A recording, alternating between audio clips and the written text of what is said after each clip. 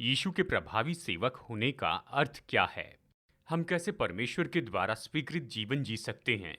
ये संदेश एक बुलाहट है कि हम खुद को यीशु के प्रभावी सेवक के रूप में साबित करें और प्रभु की स्वीकृति खोजें। हमें स्वर्ग की तालियों के लिए जीना है, मनुष्य की तारीफ के लिए नहीं। हमें अपने आप को परमेश्वर की डोरी से नापना है। हमें अपने जीवन में परमेश्वर की स्वीकृति देखनी चाहिए। आज हम यहाँ पर कुछ समय बिताएंगे कि हम परमेश्वर के वचन में जाएं, और मैं आशा करता हूँ कि आप जहाँ भी हैं बाइबल लिए हुए हैं। और ये जो संदेश है ये तो सच में किसी तरह से हमारे बाइबल कॉलेज के विद्यार्थियों को बताया गया था, ऐसे जो कि ग्रेजुएट हो चुके हैं और कुछ जो अभी हमारे साथ अध्ययन कर रहे हैं। और अभी मैं इस समय खास करके उनसे ही बात कर रहा हूँ जो कि किसी न किसी तरह से प्रभु की सेवा के लिए तैयारी कर रहे हैं। लेकिन देखिए, आज मैं जो आपको बताने वाला हूँ ये हम सब लोगों के लिए किसी न किसी तरीके से उपयोगी हैं। यानी इस संदेश का ये सामान्य रूप है जो हम सभी के लिए उपयोगी है। मैं आपको बताना चाहता हूँ कि परमेश्वर के द्वारा स्वीकार किया जाना या परमेश्वर द्वारा स्वीकृति। अगर आपके पास बाइबल है तो कृपया मेरे साथ में निकालिए दूसरा कुरिन्थियों अध्याय 10 और वचन 18। वचन 18 हम यहाँ पर पढ़ेंगे। दूसरा कुरिन्थियों 10 वचन 18 हम पढ़ेंगे। देखिए, प्रेरित पौलुस कुरिन्थियों को दूसरी पत्री में लिखते हुए इस तरह से कहता है। वो कहता है, क्योंकि जो अपनी बढ़ाई करता है वो नहीं, परंतु जिसकी बढ़ाई प्रभु करता है वही ग्रहण किया जाता है। आइए इसे फिर से पढ़ते हैं, दूसरा कुरिन्थियों 10:18 से। क्योंकि जो अपनी बढ़ाई करता है वो नहीं, परंतु जिसकी बढ़ाई प्रभु करता है वही ग्रहण किया जाता है। देखिए, पौलुस ये कह रहा है कि अगर हम खुद की तारीफ करते हैं, अपनी पीठ थपथपाते हैं, कहते हैं कि मैंने बहुत बड़ा काम किया है, उसका कोई अर्थ नहीं होता है, यही वो कह रहा है। लेकिन जो असली स्वीकृति है ये परमेश्वर से आती है, और ये सराहना जो है ये तो परमेश्वर से आती है, और हम यही तो चाहते हैं। देखिए, हम सब लोग, मैं जानता हूँ कि हम सब लोग परमेश्वर की स्वीकृति चाहते हैं हमारे जीवन पर। अब देखिए, अब इस संदेश में गहराई में जाने के पहले मैं चाहता हूं कि हम समझ ले। मैं फर्क बताना चाहता हूं स्थिति की सच्चाई और व्यवहारिक सच्चाई के बीच का। तो मसीह में हम सब जानते हैं, स्थिति के रूप में हम सबको मसीह में स्वीकार किया गया है। हमें परमेश्वर ने स्वीकार किया है और हम तो उसकी धार्मिकता बनाए गए हैं। परमेश्वर हमारी ओर देखते हैं, हम तो उसके लहू से ढाके गए हैं। यानी मसीह यीशु ने हमारे लिए जो कुछ भी किया है, स्थान के रूप में ये सही है, तो भी व्यवहारिक रूप में हमें ऐसे जीवन जीना है जिसे परमेश्वर स्वीकार करे, जिसे परमेश्वर ग्रहण करें। उदाहरण के लिए, हम परमेश्वर की धार्मिकता हैं, हमें धार्मिकता में जीना है, हमें धार्मिकता के काम करना है। चलिए इसे अलग नजरिए से देखते हैं। माता पिता और बच्चे के संबंध के बारे में सोचिए। माता पिता बच्चे से प्यार करते हैं, चाहे बच्चा कुछ भी क्यों न करे, वो उससे प्यार करते हैं। यानी ये तो उस बच्चे के लिए वहाँ पर पहले से ही है, वो उससे प्यार करते हैं। लेकिन जब बच्चा बड़ा होता है, माता पिता बच्चे से अपेक्षा करते हैं कि वो ऐसे काम करते जाएं, यानी जो अच्छे हो, जो तंदुरुस्ती के हो, और ऐसे ऐसे काम हो जिसके बारे में वो सहमत हो। यानी ये तो व्यवहारिक बात है, आप इसके अनुसार जीते हैं। ये बात है कि हमें स्वीकृति मिली है, लेकिन हमें परमेश्वर की स्वीकृति के अनुसार जीना है। या यीशु के बारे में सोचिए। देखिए, उसकी सेवकाई की शुरुआत में मत्ती अध्याय 3 में जैसे उसने अपनी सेवकाई शुरू की, स्वर्ग खुल गया। पिता ने कहा कि ये मेरा प्रिय पुत्र है जिससे मैं अति प्रसन्न हूँ।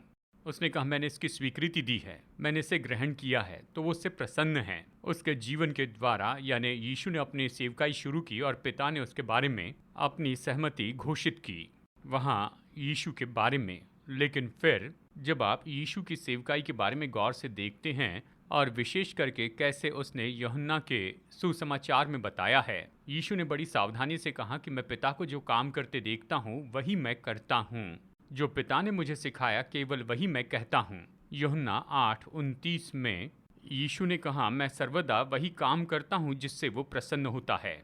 यानी ये दिलचस्प है कि एक तरफ पिता ने कहा मैं प्रसन्न हूँ, और यीशु ने कहा देखो मैं जैसे जीता हूँ मैं वही करता हूँ जो उसे प्रसन्न करें। यानी इस दृष्टिकोण के बारे में आज के इस संदेश में हम आपको बताना चाहते हैं कि हम ऐसा जीवन कैसे जिए जिसे परमेश्वर स्वीकार करते हैं। और आप लोग आप विद्यार्थी जो बाइबल कॉलेज में पढ़ रहे हैं या जो ग्रेजुएट हुए हैं, सबसे बड़ी बात मैं सोचता हूँ कि हम सब चाहते हैं कि प्रभु, कि जब मैं सब कुछ पूरा करके आपके सामने खड़ा रहूं, तो मैं आपसे ये सुनना चाहता हूँ, अच्छा किया भले और विश्वास योग्य दास। हम सब यही तो शब्द सुनना चाहते हैं। हम अपने जीवन पर प्रभु की सहमति पाना चाहते हैं।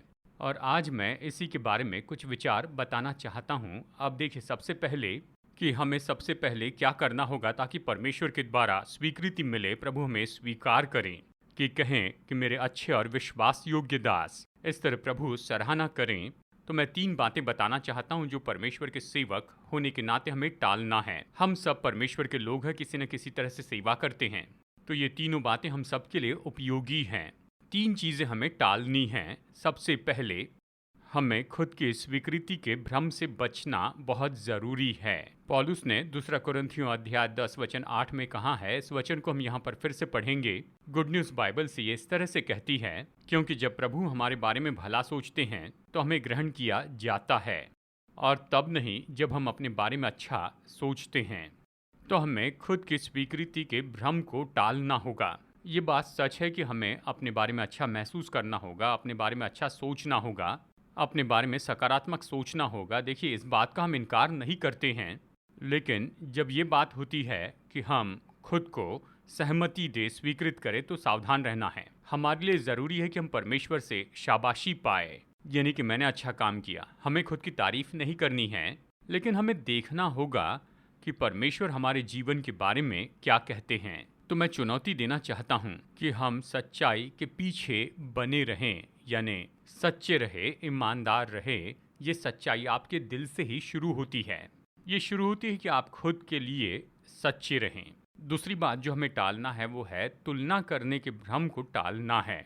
देखिए, मसीही सेवकाई में और सामान्य रूप में कहे तो हम तो तुलना करने लगते हैं, और शायद हम इस जाल में फंस जाते हैं कि खुद की तुलना दूसरों के साथ में करने लगते हैं। देखिए, पौलुस इसी अध्याय में क्या लिखता है। दूसरा कुरिन्थियों अध्याय 10 में कुछ वचनों पहले, यानी वचन 12 में कहता है, क्योंकि हमें ये साहस नहीं कि हम अपने आप को उनमें से ऐसे कुछ के साथ गिने या उनसे अपने को मिलाएं जो अपनी प्रशंसा करते हैं, यानी हमें उनके साथ में नहीं मिलना है। नहीं, ये कहता है वे अपने आप को आपस में नाप तोल कर, यानी अपने आप को आपस में नाप तोल कर एक दूसरे से मिलान करके मूर्ख ठहरते हैं। यानी लोग तुलना करने के इस जाल में फंस जाते हैं। वो एक दूसरे से तुलना करते हैं, उन्हें अच्छा लगता है कि हम तो दूसरे से बहुत अच्छे हैं। ये कहता है वो बुद्धिमान नहीं है, वो सही काम नहीं करते हैं, और इसलिए हमें इसे टालना चाहिए। इस भ्रम को दूर करना है। पैशन अनुवाद जिस तरह से ये कहता है मुझे बहुत ही पसंद है। ये कहता है वे एक दूसरे से तुलना करते हैं और अपना स्तर बनाते हैं कि एक दूसरे का मूल्यांकन करें, और फिर खुद के स्तर के अनुसार खुद का न्याय करते हैं। ये बहुत बड़ा भ्रम है। यानी वो तो बस यही कर रहे थे, एक दूसरे के साथ तुलना कर रहे थे, इसलिए आप इसे टालें। यानी देखिए, दबाव तो होगा, जानते हैं कि दूसरों के साथ में तुलना करें, सेवकों के साथ, सेवकाई में दूसरे लोगों के साथ, या चर्च में, यानी सामान्य रूप में संख्या से तुलना करते हैं। कई बार तुलना करते हैं शोहरत या विख्यात होने के बारे में, सोशल मीडिया पे कितने लोग फॉलो करते हैं। कई बार तुलना करते हैं पैसों के आधार पर कि आपकी सेवकाई में कितने पैसे हैं, और कई बार लोग तुलना करते हैं कि आप कितनी यात्रा करते हैं या कितना प्रभाव रखते हैं। ये सारी बातें कहते हैं, और हम इसे कहते हैं कि व्यर्थ के मैट्रिक्स, यानी सच में इसका कोई अर्थ नहीं है। परमेश्वर के सामने ये शून्य है। यानी व्यर्थ के मैट्रिक्स का या बेकार के मैट्रिक्स का उपयोग मत कीजिए कि सेवकाई का मूल्यांकन करे। ये सब बेकार के मैट्रिक्स हैं। इसके बजाय हमें क्या करना है, हमें परमेश्वर की स्वीकृति को देखते जाना है। तीसरी बात जो टालना है वो मनुष्य की स्वीकृति को हमें टालना है। देखिए, ये बात सच है कि हमें फीडबैक के लिए खुले होना ज़रूरी है। यानी लोग हमारे बारे में क्या कहते हैं वो महत्वपूर्ण होते हैं, कि जब हम गलत होते हैं वो हमें सुधारते हैं, वो हमारी मदद करते हैं कि ब्लाइंड स्पॉट देखें। हमें देखना है कि हमने कहाँ पर अनदेखा किया है। तो हमें सुनना है जब लोग हमारे जीवन में कुछ कहते हैं, खास करके उन लोगों की जो हमारी परवाह करते हैं। लेकिन दूसरी ओर तो हमें सावधान रहना है कि हम मनुष्य की सहमति के लिए जीते न जाएं। हमें स्वर्ग की स्वीकृति के लिए जीना है और मनुष्य की तालियों के लिए जीना नहीं है। फिर से कहूँ कि हमें स्वर्ग की स्वीकृति के लिए जीना है, मनुष्यों की तालियों के लिए नहीं जीना है। अगर हम मनुष्य की तालियों के लिए जिए कि कितने लोग खड़े रहकर हमारे लिए ताली बजाते हैं, तो हमेशा ये विचार होता है कि मनुष्य को खुश करने के लिए काम करें, यीशु ने जो सिखाया उसके बजाय। तो आप मनुष्य की स्वीकृति के भ्रम को टालिए। हम स्वर्ग की स्वीकृति के लिए और उनकी तालियों के लिए जीते हैं और मनुष्य की तालियों के लिए नहीं। देखिए, यूहन्ना 12:42 और 43 में यीशु ने फरीसियों के बारे में बताया, उस पर विश्वास किया, पर फरीसियों के कारण प्रगट में नहीं मानते थे।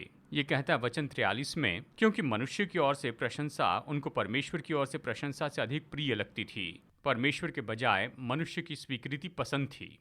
पौलुस अपनी सेवकाई के बारे में लिखता है, पहला थिस्सलुनीकियों 2:4। वो कहता है, पर जैसा परमेश्वर ने हमें योग्य ठहरा कर सुसमाचार सौंपा, हम वैसा ही वर्णन करते हैं, और इसमें मनुष्यों को नहीं परंतु परमेश्वर को जो हमारे मनों को जांचता है प्रसन्न करते हैं। कहता है, प्रभु ने हमें स्वीकार किया है, हम ऐसा जीवन जिए जिसमें ग्रहण किए गए हैं। परमेश्वर को प्रसन्न करने वाले लोगों के रूप में हम मनुष्यों को प्रसन्न करने के लिए नहीं जीते हैं, क्योंकि हम जानते हैं प्रभु हमारे दिलों को जांचते हैं। प्रभु देखते हैं कि भीतर में क्या हो रहा है।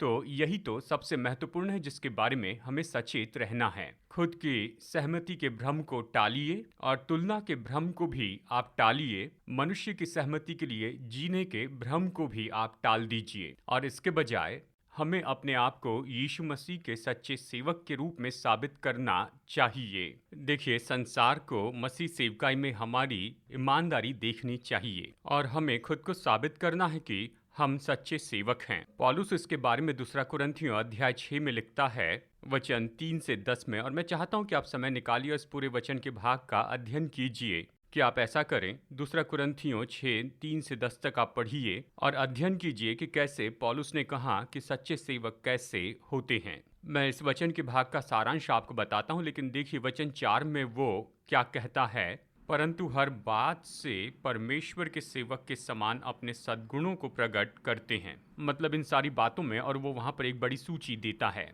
हर बात में परमेश्वर के सेवकों के समान अपने सद्गुणों को प्रकट करते हैं। पैशन अनुवाद इसके बारे में बहुत ही अच्छे से बताता है, परमेश्वर के सेवक होने के नाते हम अपने आप को हर तरह से सच्चे साबित करते हैं। इसलिए मैं आपको चुनौती देता हूँ, आप ऐसे व्यक्ति जो यीशु के लिए जीते हैं, प्रभु की सेवा करते हैं, खुद को सच्चे साबित करें, अपने आप को परमेश्वर के सच्चे सेवक के रूप में प्रकट करते चले जाएं। अगर आप इन वचनों का अध्ययन करें, दूसरा कुरिन्थियों 6 3 से 10 तक, पौलुस यहाँ पर बताता है कि हमें खुद को 3 अलग अलग परिस्थिति में सच्चे साबित करना है। यानी पहली बात वो कहता है हम जिन परिस्थितियों से जा रहे हैं उसमें। दूसरी बात वो कहता है इनके द्वारा, अपनी जीवन शैली द्वारा हम खुद को साबित करते हैं। जिन बातों में से हम होकर जाते हैं, जिन परिस्थितियों से हम जाते हैं, हम खुद को सच्चे साबित करते हैं अपनी जीवन शैली के द्वारा। और हम खुद को सच्चे साबित करते हैं कि चाहे जो भी हो, यह हमारा सम्मान कि लोग हमारे बारे में क्या सोचते और कहते हैं। तो इन 3 भागों को हम यहाँ पर इन वचनों में देखते हैं। यहाँ पर मैंने आपको सारांश में बताया है। यानी देखिए, वो यहाँ इस तरह से कहता है कि हम जिन परिस्थितियों से जाते हैं, चाहे आप मुश्किलों से जाएं, सताव से या दबाव से जाएं, विपत्ति या मारे जाना या जेल में डाले जाना, हुल्लड़, परिश्रम, जागते रहना, चाहे जिससे भी जाए, उस परिस्थिति में खुद को प्रभु यीशु मसीह के सच्चे सेवक साबित करें।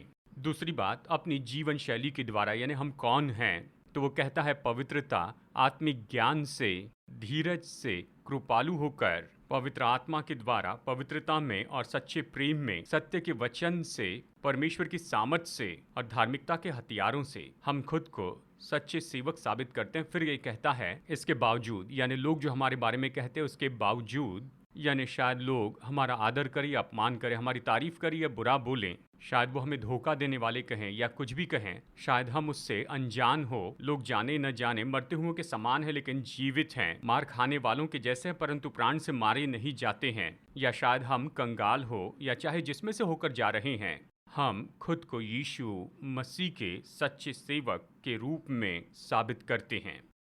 अब मैं आपको न्योता देता हूं कि आप ऐसे व्यक्ति बने जो परमेश्वर की स्वीकृति पाएं।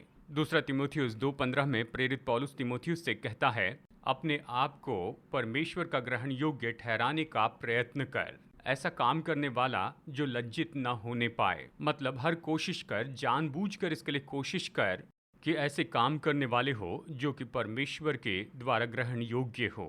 ऐसा करने में ईमानदार रहें ताकि हम लज्जित होने न पाएं। तो हमें सावधान रहना होगा और यह अकस्मात नहीं होता है।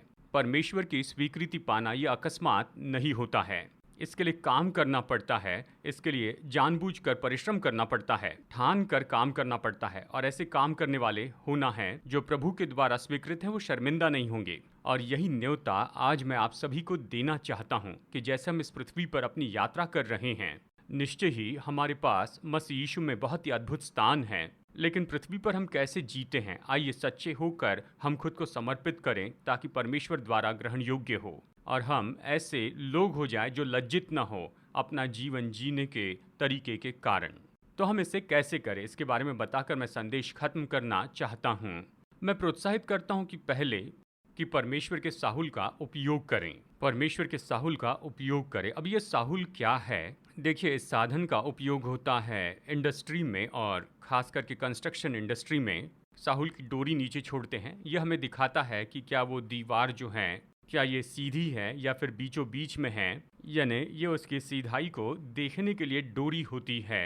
ये एक ऐसी डोरी है जिससे हमें पता चलता है कि दीवार सीधी है या फिर टेढ़ी बन रही हैं। ये साहुल है, हमें परमेश्वर के साहुल का उपयोग करना है। आप किसी और व्यक्ति के साहुल का उपयोग मत कीजिए, परमेश्वर के साहुल का उपयोग कीजिए। और इसी के द्वारा हमें खुद को ऐसे नापते चले जाना है। हमें खुद से ये सवाल पूछना चाहिए कि यीशु मेरे बारे में क्या कहते हैं, मेरे बारे में क्या कहते हैं। प्रकाशित वाक्य 3:1 में हम सार्दिस के चर्च के बारे में पढ़ते हैं। वो तो बहुत ही विख्यात थे, लेकिन यीशु ने कहा कि तुम मरे हुए हो। उनकी पहचान थी कि वो तो जीवित हैं। यानी आप कल्पना कर सकते हैं कि लोग सेवकाई के बारे में कहते हैं कि वाह, ये सेवकाई आग पर है, ये सेवकाई बहुत अच्छा कर रही है। और यीशु से पूछे कि आप क्या कहते हैं, तो वो कहते हैं ये सेवकाई मरी हुई है। ये चौंकाने वाली बात होगी, लेकिन सार्दिस के चर्च के लिए प्रभु यीशु मसीह ने यही कहा। उनका सम्मान इतना ही था कि वो तो जीवित हैं, लेकिन प्रभु यीशु मसीह कहते हैं कि तुम मर गए हो। ये कितनी दुखद परिस्थिति होगी। देखिए, मैं ये इसीलिए बता रहा हूँ क्योंकि हमारे लिए परमेश्वर के साहुल का अर्थ है कि मुझे इसकी ज़्यादा परवाह करना है कि यीशु मेरे बारे में क्या कहते हैं, ये नहीं कि लोग क्या कहते हैं। जिस तरह आप अपना जीवन जीते हैं, यीशु मसीह आपके बारे में क्या कहते हैं।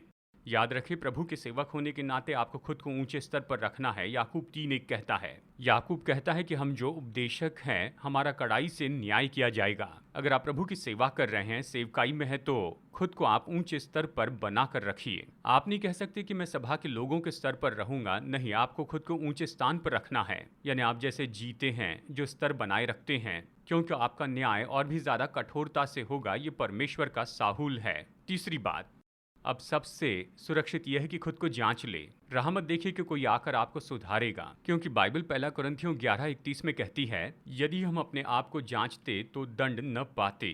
तो आप खुद को जांचिए, खुद को परख लीजिए कि आप परमेश्वर के सामने सही जी रहे हैं और क्या आप वो काम कर रहे हैं जो सच में परमेश्वर चाहते हैं। और मैं आपको ऐसे कुछ काम बताऊंगा जिसके लिए प्रभु स्वीकृति देते हैं। लेकिन खुद को जांच लीजिए ताकि परमेश्वर आपको जांचने के लिए किसी और को न भेजें। और आपको खुद से ये सवाल पूछना है कि मैं जो कुछ भी कर रहा हूँ, क्या ये परमेश्वर की आग की परीक्षा में बना रहेगा। ये नहीं कि मैं जो कुछ भी करता हूँ कि मनुष्य उसे स्वीकार करेंगे, लेकिन ये कि मैं जो कुछ कर रहा हूँ वो परमेश्वर की आग में ताया जाए।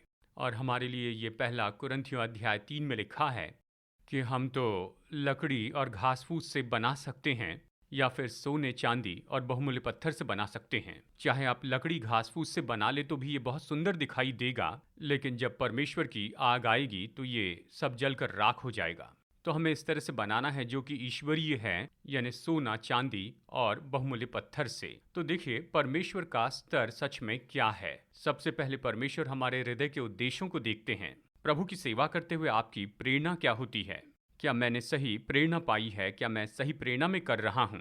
क्या मैं चाहता हूँ कि परमेश्वर को प्रसन्न करूँ, यीशु मसीह को महिमा देना चाहता हूँ? क्या मैं लोगों को उन्नति देने के लिए प्रेरणा पाया हूँ, या मेरी प्रेरणा दूसरी बातों की है, जैसे कि कंपटीशन या तुलना या जलन या शोहरत या पैसों की इच्छा, सामर्थ, प्रभाव क्या प्रोत्साहित करता है? दूसरी बात, परमेश्वर ने जो आपको दिया, क्या आप उसमें विश्वास योग्य हैं? या फिर आप बस दूसरे काम करते जा रहे हैं? क्या प्रभु से विश्वास योग्य हैं? क्योंकि परमेश्वर विश्वास योग्यता चाहते हैं। तीसरी बात, परमेश्वर ने आपको जो दिया, क्या आप उसमें फलवंत हैं? क्योंकि परमेश्वर चाहते हैं कि हम फलवंत हो। चौथी बात, क्या आप विश्वास में काम कर रहे हैं? क्योंकि विश्वास ही परमेश्वर की सहमति पाता है। क्या आप प्रभु में विश्वास करते हुए अपनी सेवकाई में आगे बढ़ रहे हैं या अपने ही भुजा बल से इसे कर रहे हैं? और अंत में, क्या आप उस अनंत और अदृश्य के लिए जी रहे हैं? जैसे आप अपने जीवन में यात्रा करते हैं, अगर यह आपके लिए बड़ी प्राथमिकता है, वो अनंत काल का दृश्य ज़्यादा महत्वपूर्ण है। क्योंकि जो लोग अदृश्य और अनंत काल की बातों के पीछे जाते हैं, बाइबल इब्रानियों 11:6 में ये कहती है, परमेश्वर उनका प्रभु कहलाने से नहीं लजाता। यानी देखिए, यही तो परमेश्वर की स्वीकृति है। तो जैसे आप अपनी सेवकाई में आगे बढ़ रहे हैं, आप कैसे जानेंगे कि प्रभु की सहमति आपके लिए है? तो अंत में 4 बातें आपको बताना चाहता हूँ। हम कैसे जाने कि हमने परमेश्वर की स्वीकृति पाई है? देखिए, पुराने नियम में स्वर्ग से आग बरसती थी परमेश्वर के स्वीकृति के चिन्ह के रूप में, लेकिन अब सामान्य रूप में हम इसकी अपेक्षा नहीं करते हैं। यीशु के लिए उस समय आकाशवाणी हुई जिसने कहा, ये मेरा प्रिय पुत्र है। तो हम कैसे जानेंगे कि अब हम परमेश्वर की स्वीकृति पा रहे हैं? 4 सरल बातें हैं। नंबर 1 तो ये है कि अनुग्रह, वरदान और अभिषेक का बहाव होगा जिससे जीवन बदल जाएंगे। यानी ये दिखाता है कि आप परमेश्वर के स्वीकृति की जगह पर हैं, कि वहाँ पर बहाव होगा अनुग्रह, वरदान और अभिषेक का, आपके जीवन के द्वारा, जो लोगों को सच में बदलता है। अगर आप केवल लोगों का मनोरंजन करते हैं, आप उन्हें उत्साहित महसूस करवाते हैं, ये कोई बड़ी बात नहीं, ये कोई भी कर सकता है, लेकिन हमारा जीवन बदल जाता है। ये परमेश्वर की स्वीकृति का चिन्ह है कि आपके द्वारा परमेश्वर के अनुग्रह, वरदान और अभिषेक का बहाव होता है। दूसरी बात, परमेश्वर से आने वाला आदर होता है। देखिए, आदर, शोहरत और विख्यात होने में बड़ा फर्क है। आज आप अच्छे मार्केटिंग टेक्निक से विख्यात हो सकते हैं, लेकिन यह अलग है जब प्रभु आपके जीवन में आदर रखते हैं। आदर का मतलब है लोग आपका सम्मान करेंगे। इसलिए नहीं कि आपके पास अच्छे मार्केटिंग टेक्निक हैं, लेकिन आप जो है उसके कारण आपका आदर करेंगे। आप जिसके लिए खड़े रहते हैं, ये ऐसे आदर है जो प्रभु से आता है। आप इसे खरीद नहीं सकते, मार्केटिंग नहीं कर सकते, प्रमोट नहीं कर सकते। ये आदर आपके जीवन पर आता है। ये परमेश्वर की स्वीकृति का दूसरा चिन्ह है। जब लोग आपका आदर करते हैं, आपका सम्मान करते हैं, इसलिए नहीं कि आपने उन्हें प्रोत्साहित किया या उनके सामने अपने आप को बढ़ावा दिया है, लेकिन आप जो लिए चलते हैं, ये प्रभु की सहमति का चिन्ह है। तीसरी बात, परमेश्वर की ओर से बढ़ोतरी आती है। इसका मतलब है आपके जीवन में फलवंत होना बढ़ते जाएगा। वो इसलिए आ रहा है क्योंकि परमेश्वर इसे लेकर आते हैं। ये परमेश्वर की स्वीकृति का चिन्ह है। फिर बता दूं, हमें फर्क जानना है कि मनुष्य क्या उत्पन्न करता है और प्रभु क्या देते हैं। मैं कह रहा हूं, जो प्रभु देते हैं, ये बढ़ोतरी प्रभु से आती है। मनुष्य की बनाई बढ़ोतरी नहीं, लेकिन ऐसी बढ़ोतरी जो परमेश्वर का काम है। और आपके जीवन पर प्रभु की स्वीकृति का चौथा चिन्ह, वो है प्रभाव, जो परमेश्वर ने नियुक्त किया है, रखा है। मैंने इन सब के लिए वचन बताए हैं जो आपकी स्क्रीन पर भी हैं। ऐसा प्रभाव जो परमेश्वर ने नियुक्त किया और रखा है, परमेश्वर आपको ये प्रभाव देते हैं जो लोगों के जीवन को छू लेता है और आपके प्रभाव के क्षेत्र को बढ़ाता है। ये चिन्ह हैं परमेश्वर की स्वीकृति के। तो ये 4 चिन्ह हैं। तो आप जानेंगे कि प्रभु की स्वीकृति में आप चल रहे हैं और ये आपके जीवन में निरंतर बढ़ते चले जाएंगे। तो इन चिन्हों को देखिए, परमेश्वर के साहुल के अनुसार जिएं। आपके सामने जो मुश्किल सवाल मैंने रखे हैं उसे आप पूछिए और इन 4 चिन्हों को देखिए परमेश्वर की स्वीकृति के लिए, जो आपके जीवन पर होगी। तो अंत में मैं बताना चाहता हूँ, दूसरा यूहन्ना 1:8, यहाँ पर यूहन्ना कहता है, चौकस रहो कि जो परिश्रम हमने किया है उसको तुम गंवा न दो, वरन उसका पूरा प्रतिफल पाओ। अब हमने जिसके लिए परिश्रम किया उसे गंवा न दें, उसकी देखभाल करे, भंडारी बने, पोषण करे, वो बढ़े और देशों का आशीष मिले और अपना पूरा प्रतिफल प्राप्त करें। अब हम प्रार्थना करेंगे। यहाँ पर हम एक साथ मिलकर आए हैं, हम प्रार्थना करेंगे। हम प्रार्थना करेंगे। मैं प्रार्थना करना चाहता हूँ कि हम ऐसे लोगों के रूप में जिए जो परमेश्वर के द्वारा स्वीकृति पाए हैं और हम इसी तरह से जीने वाले हो जाएं। मैं जानता हूँ इस छोटे संदेश में मैंने बहुत कुछ बताया है। आप सरमन नोट्स लीजिए, मैंने बहुत से वचन का संदर्भ बताया है, आप उसका अध्ययन कीजिए और निश्चय ऐसे स्त्री और पुरुष बने जो परमेश्वर के द्वारा स्वीकृत हैं। पिता, हम धन्यवाद देते हैं आपके वचनों के लिए।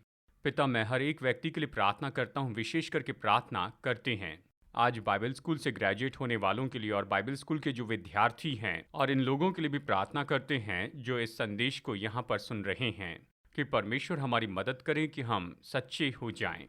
हमारे मसीह विश्वास में हम जो जीवन जीते हैं परमेश्वर ने दी हुई हमारी सेवकाई में हमारा हृदय ऐसा हो प्रभु जिससे आप प्रसन्न हो, हम आपकी स्वीकृति प्राप्त करते जाएं कि परमेश्वर की स्वीकृति हमारे लिए सब कुछ हो, मनुष्य की तालियों से भी बढ़कर हो कि प्रभु जी हम तो आपके साहुल के द्वारा खुद को नापते जाएंगे और हम अपने जीवन पर आपकी स्वीकृति को पहचान लें और अपने आप को ऐसी जगह पर रखें जहां पर परमेश्वर की स्वीकृति होती है और उसी जगह में आगे बढ़ते जाएं अपने पूरे जीवन भर के लिए। प्रभु जी आप हमारे दिल में काम कीजिए, हम आपके साथ में जुड़े और ऐसा करने में आप हमारी मदद कीजिए। हमारे दिल में जो बदलाव लाने हैं उसे लाने में आप हमारी मदद कीजिए। हमें जिन बातों से खुद को शुद्ध करना है उसे करने में आप हमारी मदद कीजिए। हमारे दिल और हमारे हाथों को शुद्ध कीजिए जैसे हम आपकी सेवा करते हैं प्रभु जी, और हम में से हर एक के जीवन में आप महिमा पाए, ये हमारी प्रार्थना है यीशु मसीह के नाम में।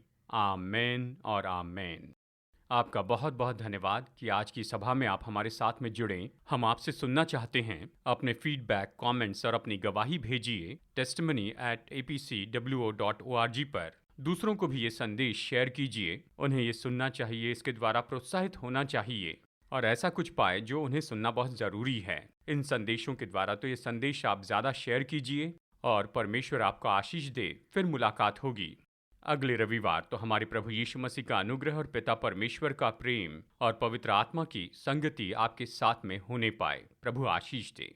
संदेश सुनने के लिए धन्यवाद। भरोसा करते हैं कि संदेश आपके लिए आशीष रहा। मुफ्त के स्रोत पाने के लिए जिनमें है सरमन नोट्स और पब्लिकेशन पाने के लिए विजिट करें apcwo.org पर। बैंगलोर के एपीसी बाइबल कॉलेज की जानकारी पाने के लिए विजिट कीजिए apcbiblecollege.org पर। याद रखिए All Peoples Church Bangalore app download कीजिए ऐप या गूगल प्ले स्टोर से।